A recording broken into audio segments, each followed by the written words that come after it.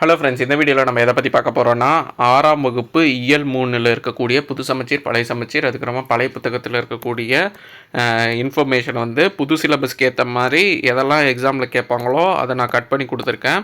So இந்த நோட்ஸை நீங்கள் follow பண்ணாலும் மேக்ஸிமம் எந்த பாயிண்ட்டும் மிஸ் ஆகாது. செய்யுள் பகுதி, உரைநடை பகுதி, இலக்கண பகுதின்னு எல்லாமே சேர்த்து தான் கொடுத்துருக்கேன். ஆனால் கம்மி பேஜஸில் கொடுத்துருக்கேன். ஸோ இதோடு வந்து இது 3வது வீடியோ. மொத்தம் 3 இயலும் முடிச்சிட்டோம். 1, 2, 3வது இயல் 6th. ஸோ இந்த 3 இயலும் மொத்தமாக சேர்த்து 20 பேஜ் கம்மியாக தான் கண்டென்ட்டு, அதாவது நான் கொடுத்த நோட்ஸ் இருக்கும். ஆனால் இதை நீங்கள் புக்கில் படிக்கும்போது ஒரு 200 to 250 பேஜ் படிக்கிற மாதிரி இருக்கும். ஸோ உங்களுக்கு ஷார்ட் டேர்மாக குயிக்காக ரிவிஷன் பண்ணுறதுக்கு, கான்செப்டை புரிஞ்சுக்கிறதுக்கு, ரிப்பீட்டடாக படிக்கிறதுக்கு இந்த நோட்ஸ் வந்து யூஸ்ஃபுல்லாக இருக்கும். ஸோ 75 நாள் பிளானில் நான் டெய்லி ஃப்ரீயாக நோட்ஸ் கொடுத்துட்ருக்கேன், பொது தமிழுக்கும் ஜிஎஸ்க்கும். நெக்ஸ்ட் வீக்கு ஸ்கெட்யூல், அதாவது கம்மிங் மண்டேலேருந்து ஸ்கெட்யூல் ஸ்டார்ட் ஆகுது. ஃப்ரீயாக கைடன்ஸ் கொடுக்குறது. நான் யூடியூப்பில் வந்துட்டு வீடியோஸ் மேக் பண்ணிகிட்ருக்கேன். கீழே டிஸ்கிரிப்ஷனில் ஃப்ரீ நோட்ஸ் கொடுத்துட்ருக்கேன். ஸோ அதில் பார்த்திங்கன்னா அட்வான்ஸ்டாகவே இந்த 3 டாப்பிக்கும் கவர் பண்ணி கொடுத்துட்டேன். ஏன்னா நீங்கள் கொஞ்சம் முன்னாடியே படிச்சிட்டிங்கன்னா உங்களுக்கு ஈஸியாக இருக்கும் அப்படிங்கிறதுக்காக. சரி, ஓகே. இதில் பார்த்திங்கன்னா ஃபஸ்ட்டு பேஜ் மட்டும் இயல் 2ல் ஒரு பேஜ் மட்டும் மிஸ் ஆகிடுச்சு. ஸோ அதை வந்து நான் ஆட் பண்ணி கொடுத்துருக்கேன். அதுக்கப்புறமா 3வது இயல் ஸ்டார்ட் ஆகும். அறிவியல் ஆத்திச்சூடி, அறிவியலால் அறிவோம் அந்த லெசன். அதுக்கப்புறமா ஒளி பிறந்தது, இலக்கண பகுதி, அதை முடிச்சுட்டு மொழிதிறன் பயிற்சி. அதுக்கப்புறமா பழைய புக்கில் இருக்கக்கூடிய நான்மணிக்கடிகை, அதுக்கப்புறமா ஆறாரோங்கிற பாடல், இது நாட்டுப்புற பாடல். இது அடுத்து பழமொழி, மொழிதிறன் பயிற்சி, அதெல்லாம் முடிச்சுட்டு அதுக்கப்புறமா ஓல்டு புக்கில் இருக்கக்கூடிய 2 இது மூதுரையையும் இருண்ட வீடு, இந்த 2 இதையும் பார்க்கலாம். ஓகே, ஃபஸ்ட்டு பார்த்தீங்கன்னா கடல் என பொருள் தரும் வேறு சொற்கள். கடலுங்கிற ஒரு பொருள் தரக்கூடிய வெவ்வேறு சொற்கள் கேட்கலாம். அரி, அலை, ஆற்களி, ஆழி, திரை, விரிநீர், முன்னீர், பறவை, சமுத்திரம், அழுவம், பெருநீர், பவ்வம். இது அழுவம், லூ போட்டுக்கோங்க. அடுத்து பொருத்தமான சொல்லை தேர்ந்தெடு. பறந்து விரிந்து இருப்பதால் கடலுக்கு வந்து பறவைன்னு பேர். இலக்கிய மன்ற விழாவில் முகிலன் சிறப்பாக உரையை நிகழ்த்தினார். முத்து தம் பணி காரணமாக ஊருக்கு சென்றார். கலைமகள் தன் வீட்டு தோட்டத்தை பார்க்க அழைத்தாள். மயங்கோழிகள் இதெல்லாம். அடுத்து பொருத்தமான சொல். புல்னா பறவை, பறவை இடம் பெயர்தலுக்கு வலசை போதல் பேர். சரணாலயத்துக்கு இன்னொரு புகலிடம். இளங்கோடிகள் காப்பி, இது வந்து அதாவது சரியான ஆர்டரில் அரேஞ்ச் பண்ணணும். அவங்க ஷஃபிள் பண்ணி கொடுத்துருப்பாங்க. சிலப்பதிகாரம் என்னும் காப்பீதை ஏற்றவர் இளங்கோவடிகள். மனிதன், பறவை இல்லாத உலகில் மனிதன் வாழ முடியாது. சாண்டியாகோ மிகப்பெரிய மீனை பிடித்தார். இந்தியாவின் பறவை மனிதர் டாக்டர் சலீம் அலி. கோடிட்டேடம் நிரப்புக. இரட்டை காப்பிகள் ஒன்று மணிமேகலை. சிலப்பதிகாரமும் இருக்குது. அதுக்கப்புறமா முதலெழுத்துக்களின் எண்ணிக்கை 30. திங்கள் என்பதன் பொருள் நிலவு. சக்திமுத்த புலவரால் பாடப்பட்ட பறவை செங்கால் நாராய். பாரதியார் வந்து காணி நிலம் வேணும்னு சொல்லியிருப்பார். ஆயுத எழுத்துக்கு வேறு பெயர் தனிநிலை. அறிவியல் ஆத்திச்சூடி பொறுத்தளவுக்கு இது எல்லாமே பார்த்துக்கோங்க. கடைசி வார்த்தை ரொம்ப ரொம்ப இம்பார்ட்டண்ட். ஔடதமாம் அனுபவம். ஔடதம்ங்கிறது மருந்தை குறிக்கும். ரொம்ப ரொம்ப இம்பார்ட்டன்ட், கேட்குறக்கு அதிக ஸ்கோப் உள்ளது. ஔடதம்னா மருந்து. இயன்றவரை முடிந்தவரை ஒருமித்து ஒன்றுபட்டு. அதே மாதிரி தம்மை ஒத்த அலைநீளத்திலோட சிந்திப்பவர் என அப்துல் கலாம் வந்து இந்த அறிவியல் ஆத்திச்சூடி பாடின நெல்லை முத்துவை வந்து பாராட்டியிருப்பாங்க.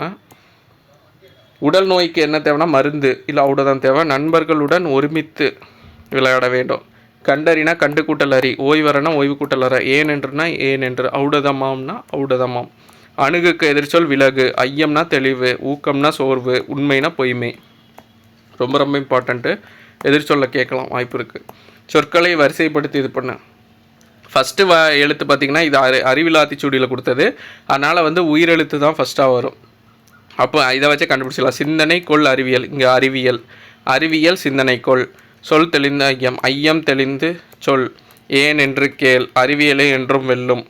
மனிதர்களுக்கு மருந்தாக விளங்குவது எதுன்னு கேட்கலாம், அனுபவம். அறிவியலால் ஆள்வோம். இதில் பார்த்திங்கன்னா வானை அளப்போம், கடல் மீனை அளப்போம், சந்திர மண்டலத்தை கண்டு தெளிவோம், சந்தி பெருக்கும் சாத்திரம் கற்போம். இதை பாடினது வந்து பாரதியார். நான் எப்போதும் உண்மையே உரைக்கிறான், இந்த ரை வரும். அடுத்து ஆழக்கடல், ஆழம் கூட்டல் கடல், விண்வெளி, விண் கூட்டல் வெளி, நீளம் கூட்டல்வான், நீலவான், இல்லாது கூட்டல் இயங்கும், இல்லாது இயங்கும். கணியனை நண்பன் லெசன். இதில் பார்த்திங்கன்னா ரோபோட்டை பற்றி கொடுத்துருப்பாங்க. ரோபோ என்னும் சொல்ல முதலாக பயன்படுத்திய காரல் கபேக். ரோபோ என்னும் சொல்லியிருக்கும் பொருள் அடிமை. நுண்ணறிவு கருவிகளுக்கு இங்கிலீஷில் சென்சார். IBM என்னும் நிறுவனம் உருவாக்கிய டீப் ப்ளூ தான் வந்துட்டு மீத்திறன் கணினி சதுரங்க போட்டி விளையாடும் சதுரங்க விளையாட்டு வீரரான கேரி காஸ்பரோவிடம். உலகிலே முதலாக சவுதி அரேபியா தான் ரோபோ குடியுரிமை இறங்கியிருக்கும். அது பேர் வந்து சோஃபியா. நுட்பமாக சிந்தித்தறிவது பார்த்திங்கன்னா நுண்ணறிவு. தானே இயங்கும் இயந்திரம் வந்து தானியங்கி. நின்று கூட்டல் இருந்த அவ்வூர்வம் கூட்டல் உருவம் மருத்துவம் கூட்டல் துறை மருத்துவத்துறை செயல் கூட்டல் இலக்க செயல் இலக்க. நீக்குதல் சேர்த்தல் எளிது அரிது. மனிதன் தன் வேலையை எளிதாக கண்டுபிடித்த வந்து எந்திரங்கள். தானியங்களும் எந்திரங்களுக்கும் இடையே உள்ள முக்கிய வேறுபாடு செயற்கை நுண்ணறிவு. உலக சதுரங்க வீரரை வெற்றி பெற வைத்த மீத்திரன் கணினி பேர் டீப் ப்ளூ. சோஃபியா ரோபோவுக்கு குடியுரிமை வழங்கிய நாடு சவுதி அரேபியா. ஒளி பிறந்தது. இந்த லெசனில் பார்த்திங்கன்னா அறிவற்றம் காக்கும் கருவி உள்ளளிக்கல் ஆகாரன் அப்படிங்கிற குரல். அதே மாதிரி லினியன் வாட்சன் எழுதிய விலங்குகள் பல தந்த ஒளி நூல் தான் ரொம்ப பிடித்ததுன்னு சொல்லி அப்துல் கலாம் சொல்லியிருப்பாங்க. அடுத்து கார்பன் இலைகள் கொண்ட இதை வந்து யூஸ் பண்ணி செயற்கைக்கால்கள் உருவாக்கியிருப்பாங்க. ஸோ இது ஃபுல்லாக அப்துல் கலாம் சொல்கிற மாதிரி இருக்கும் எல்லாமே. 3 சிறப்புகள். 1000 ஆண்டுகளுக்கு முன்பு நாலந்தா பல்கலைக்கழகம். அது இந்தியா 100 ஆண்டுகளுக்கு பிறகு இந்தியா எப்படி இருக்கும் அப்படின்னு கேட்டிருக்காங்க. வலுவான கல்வி முறை. அடுத்து இயற்கை வளங்கள் தீர்ந்து போயிருக்கும். சூரிய ஒளி மூலியம்தான் சக்தி பெற்றளிக்கும். செவ்வாய் கோளில் மனித இனம் குடியேறி இருக்கும்.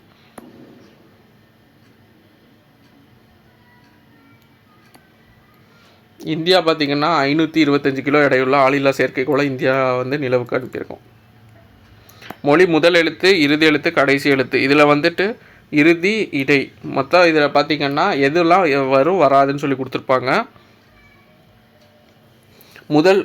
மொழியில் வந்து முதல் எழுத்துக்கள் பார்த்திங்கன்னா உயிரெழுத்து எல்லாமே சொல்லின் முதலில் வரும். அடுத்து உயிர்மெய் எழுத்துக்களில் பார்த்திங்கன்னா கா சா தா நா பா மா இதில் உள்ள உயிர்மெய் எழுத்துக்கள்லாம் வரும். இதே பார்த்திங்கன்னா ஞா ஞா யா வா இதில் உள்ள உயிர்மெய் எழுத்து வந்து சில எழுத்து மட்டும்தான் முதல்ல வரும். ஞா வரிசையில் பார்த்திங்கன்னா இது மட்டும்தான் வரும். ஆனால் அதுவும் இப்போ வந்து தனித்து இயங்காது. அங்கனம் இங்கனம்னு தான் யூஸ் பண்ணுறாங்க. அடுத்து ஒவ்வொரு வரிசையில் என்ன வரும்னு கொடுத்துருக்காங்க. ஞா வரிசையில் பார்த்திங்கன்னா ஞா ஞா நே ஞா நோ. யா பார்த்திங்கன்னா யா யா யூ யூ யோ யவ். வா பார்த்திங்கன்னா வா வா வி வி வே வே வை வவ். கா வரிசையில் பார்த்திங்கன்னா கா கா கி கி கு கு கே கே கை கோ கோ கவ் எல்லாமே வந்துடும். ஸோ இந்த வரிசையில் இருக்கிறது எல்லாமே காசா. இது ரொம்ப ரொம்ப இம்பார்ட்டன்ட் பார்த்துக்கோங்க. முதல்ல வராதது பார்த்திங்கன்னா முக்கியமாக ஆயுத எழுத்து வராது. ஆயுத எழுத்து இடையில் மட்டும்தான் வரும். மெய்யெழுத்து எதுவுமே முதல்ல வராது. அடுத்து 8 உயிர்மெய் எழுத்துக்களின் வரிசையில் ஓர் எழுத்து கூடி வராது. அது என்னென்னா டா நா ரா லா லா லா ரா நா.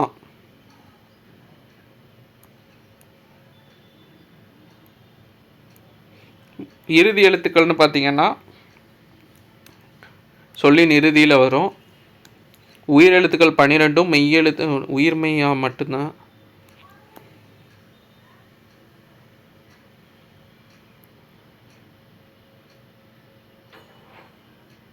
உயிரெழுத்து பார்த்திங்கன்னா உயிர்மெய்யாக மட்டும்தான் மொழி இறுதியில் வரும். ஏன்னா இறுதியாக பார்த்திங்கன்னா உயிரெழுத்து தனித்து வராது. அளப்படையும் போது மட்டும்தான் வரும். ஆயுத எழுத்து பார்த்திங்கன்னா சொல்லின் இறுதியில் வராது.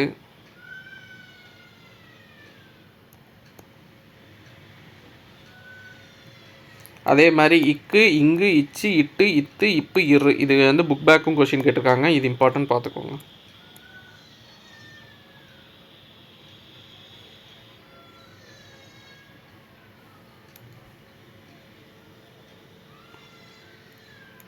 இடையில் வரும் எழுத்துக்கள் ஆயுத எழுத்து மட்டுமே இடையில் வரும்.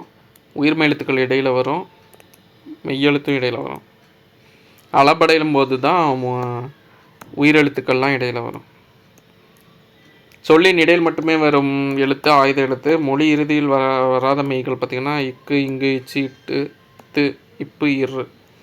அடுத்து சர் சி வி ராமன். இவரை பற்றி வந்து ஒரு பத்தி கொடுத்துட்டாங்க. பத்தியில் இருந்து கொஷின் கேட்டிருக்காங்க. ராமன் விலையை கண்டறிந்தவர் வந்து sir C V Raman. Raman அவர்களுக்கு நோபல் பரிசு பெற்றது அந்த கேள்வி. கடல் நீர் ஏன் நீல நிறமாக காட்சியளிக்கிறது? 3வது இது. தேசிய அறிவியல் நாள் வந்து February 8. ஏன் அதை இது பண்ணியிருப்பாங்கன்னா அப்போ தான் வந்துட்டு ராமன் விளைவு தனது கண்டுபிடிப்பை வெளியிட்டிருப்பார். கம்ப்யூட்டர் துறையில் இது வந்து பிறமொழி சொற்களை தமிழ் சொற்களாக. கம்ப்யூட்டருங்கிறது கணினி, காலிங் பெல்னா அழைப்பு மணி, தனது வேலையை எளிதாக்க மிஷின்னா எந்திரங்கள், அடுத்து ரோபோனா தானியங்கி. அப்துல் கலாமின் சுயசரிதை அக்னி சிறகுகள். அகரவரிசையில் அமையும் இலக்கியம் ஆத்திச்சூடி. புதுமைகளின் வெற்றியாளர் என பட்டம் பெற்றது சோஃபியா அப்படிங்கிற ரோபோட்டு. தானாக செயல்படும் இயந்திரம் தானியங்கி. ஸோ இது வந்து சொற்களை கலைச்சிருப்பாங்க, இதை கண்டுபிடிக்கணும். விண்கலம், மருத்துவம், அறிவியல், கணினி, எல்லாம், அழைப்பு. கலை சொற்கள் பார்த்திங்கன்னா உங்களுக்கு செயற்கை நுண்ணறிவுனா ஆர்டிஃபிஷியல் இன்டெலிஜென்ஸ், செயற்கைக்கோள்னா சேட்டிலைட், மீத்திரன் கணினினா சூப்பர் கம்ப்யூட்டர், நுண்ணறிவுனா இன்டெலிஜென்ஸு. இது வரைக்கும் நியூ புக்கில் உள்ளது பார்த்தாச்சு. அடுத்து ஓல்டு புக்கில் இருக்கிறது நான்மணி கடிகை. இது ரொம்ப ரொம்ப இம்பார்ட்டண்ட்டு. பொறுத்துக்களையும் கேட்கலாம். மனைக்கு விளக்கு மடவார். மடவார்னா பெண்கள். மடவார் பெண்களுக்கு விளக்கு என்னென்னா தகைசால் புதல்வர், மக்கள், அதாவது குழந்தைங்க. அடுத்து மணங்கினிய காதல் புலவருக்கு, அதாவது குழந்தைகளுக்கு என்ன இம்பார்ட்டண்ட்டுன்னா கல்வி தான் இம்பார்ட்டண்ட்டு. கல்விக்கு என்ன இதுன்னா நல்லெண்ணங்கள். ஸோ இதுதான் பொறுத்துக்க, இதை பார்த்து வச்சுக்கோங்க. மனைக்கு பெண்கள், பெண்களுக்கு குழந்தைகள், குழந்தைக்கு பார்த்திங்கன்னா கல்வி, கல்விக்குன்னா நல்லெண்ணங்கள். ஸோ இதை வந்து பார்த்து வச்சுக்கோங்க, இதை வச்சு கேட்கலாம். இது ஆசிரியர் விளம்பினாகனார். நான்மணி கடிகையின் ஆசிரியர் விளம்பினாகனார். அதே மாதிரி கடிகை என்பதற்கு அணிகலன் என்னும் பொருள். நான்மணி கடிகை 14 கீழ்கணக்கு நூல்கள் ஒன்று. 4 மணிகள் கொண்ட அணிகலன் மாதிரி 4 கருத்துக்களை கூறும். மடவார்னா பெண்கள், மனங்கினியனா மனதுக்கினிய, உணர்வுனா நல்லெண்ணம். நான்மணி கடிகை 14 கீழ்கணக்கு நூல்கள் ஒன்று. இதோட நூலாசிரியர் விளம்பினாகனார். மனைக்கு விளக்கம் பெண்கள், இல்லை மடவார்னு சொல்லலாம். புதல்வர்களுக்கு விளக்கு கல்வி. கடிகை என்பதற்கு பொருள் அணிகலன். விளம்பி என்பது ஊர் பேர். ஆறாரோ ஆறாரோ இது நாட்டுப்புற பாடல். நாட்டுப்புற பாடலுக்கு இன்னொரு பேர் வாய்மொழி இலக்கியம். நாட்டுப்புற பாடல்னால் செவி வழியாக ஒவ்வொரு தலைமுறையாக அடுத்தடுத்து பாடி வருவாங்க. எழுதியிருக்க மாட்டாங்க, ஏட்டில் எழுதியிருக்க மாட்டாங்க. பிறந்த குழந்தைகள் பாடுவது தாலாட்டு பாடல். அதுக்கப்புறமா விளையாட்டு பாடல், கொஞ்சம் வளர்ந்த குழந்தைகளுக்கு பாடுவது. களைப்பு நீங்க பாடுவது தொழில் பாடல். திருமணம் நிகழ்வு பிற நிகழ்வு பாடுவது சடங்கு பாடல், கொண்டாட்டம் பாடல். சாமி கும்பிடுவோர் பாடுவது வழிபாட்டு பாடல். இறந்தோருக்கு பாடுவது ஒப்பாரி பாடல். சென்னையில் பாடுறது கானம் பாடல். குழந்தைகளை தொட்டிலிட்டு தாய் பாடும் பாட்டு தாலாட்டு. ஏட்டில் எழுதா பாட்டு நாட்டுப்புற பாட்டு. வாய்மொழியாக பரவும் நாட்டுப்புற பாடல்கள் வாய்மொழி இலக்கியம்னு சொல்லுவாங்க. களைப்பு நீங்க பாடுவது தொழில் பாட்டு. சாமி கும்பிடுவோர் பாடுவது வழிபாட்டு பாடல். பழமொழி கொடுத்துருக்காங்க. இதை வந்து ஏதோ ஒரு வார்த்தையை தூக்கிட்டு அது என்னன்னு சொல்லிட்டு ஆப்ஷன் வைக்கலாம். கோழியை கேட்டால் ஆணம் காய்ச்சுவாங்க. ஆணம்னா குழம்பு. இந்த ஆணம்ங்கிற வார்த்தை தெரிஞ்சு வச்சுக்கோங்க. ஏன்னா இதை வந்து கொடுக்காம ஆப்ஷனில் வெவ்வேறு இது கொடுத்து கண்டுபிடிக்க சொன்னால் சம்டைம்ஸ் நம்மளுக்கு இந்த பழமொழி தெரியலைன்னா ஆன்சர் கண்டுபிடிக்க முடியாது. அளக்கிற நாளைக்கு அகவிலை தெரியுமா? அதாவது இது ஃபஸ்ட்டுக்கு கோழியை கேட்டால் ஆனங்காய்ச்சுவாங்கன்னா குழம்பு வைக்கணுன்னா கோழியை கேட்டால் பண்ண முடியும் அப்படிங்கிற மாதிரி மீனிங் வரும். அளக்கிற நாளைக்கு அகவிலை தெரியுமானா நாளின்னா வந்து தானியங்களை அளக்கும்படி. ஸோ அதுக்கு வந்து ரேட்டு தெரியுமா? அளக்கிற நாளைக்கு அகவிலை தெரியுமா? திறந்த வீட்டுக்கு திறவுகோல் எதுக்கு? ஸோ இதெல்லாம் பழமொழி பார்த்துக்கோங்க. கிணறில் போட்டேன் பிழையின்றி எழுதுக. கிணறில்னா கிணற்றில் தான் கரெக்டு, சுவரில்ங்கிறது தான் கரெக்டு. வயிறு. ஸோ இது மூணும் பார்த்து வச்சுக்கோங்க. இந்த சுவரில் கிணற்றில் ரொம்ப ரொம்ப இம்பார்ட்டன்ட், ரிப்பீட்டாக கேட்டே இருப்பாங்க. மல்லிகை மனம் வீசியது. பூமியை வலம் வருவேன். புலி. முகத்தில் புன்முறுவல். நாய் வால் நிமித்த முடியாது. அடுத்து வானத்தில் பளிச்சென்று மின்னியது. மழை சோவென்று பெய்தது. மரத்தின் கிளை படாரென்று முறிந்தது. குருவிகள் விருட்டென்று பறந்தன. காய்ச்சல் பட்டென்று நின்றது. மல்லிகை குமென்று மனம் வீசியது. இது அடுக்கிற அகரவரிசை இல்லை, இது பண்ணணும். தமிழர் தாலாட்டு. தாத்தா தீ தீ. திருமணம் தீ தீந்தமிழ். துயரம் தூக்கம். தெரு தேன் சிட்டு. தைத்திங்கள். தொட்டில் தோட்டம். இது வந்து ஒரே வரிசை, தகர வரிசையில் கேட்டிருக்காங்க, வரிசையில்.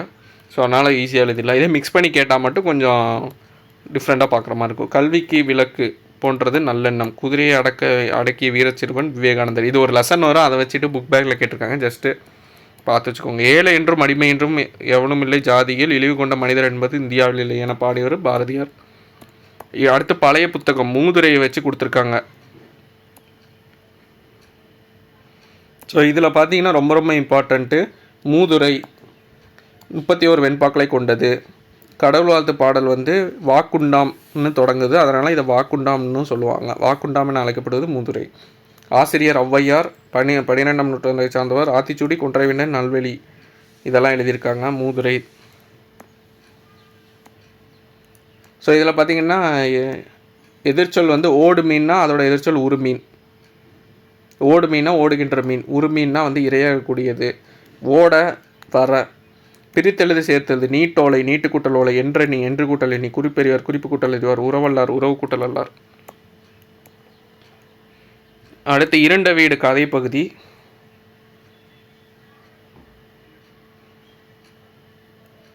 இந்த இதில் பார்த்தீங்கன்னா மூதுரையில் கவைனா என்னென்னு மட்டும் பார்த்துக்கோங்க. மரக்கிளை பிளவுக்கு தான் கவைன்னு பேர். அகம்னா உள்ளே, இது இதன் கூட இப்போ எதிர்ச்சொல்ல கேட்கலாம், புறம்னு சொல்லிட்டு.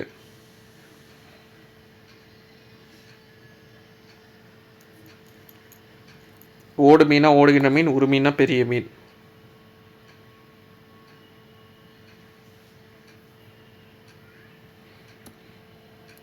அடுத்து இரண்ட வீடு. பாவேந்தர், பாரதிதாசன் இரண்ட வீடுன்னு இருப்பாங்க. இது வந்து 1958 வெளிவந்திருக்கும். கதை வடிவில் அமைஞ்சிருக்கும். 33 தலைப்புகளில் கல்வி அறிவில்லார் வாழும் குடும்பத்தில் நடக்கும் நிகழ்ச்சியில் குறிப்பிட்டிருப்பாங்க.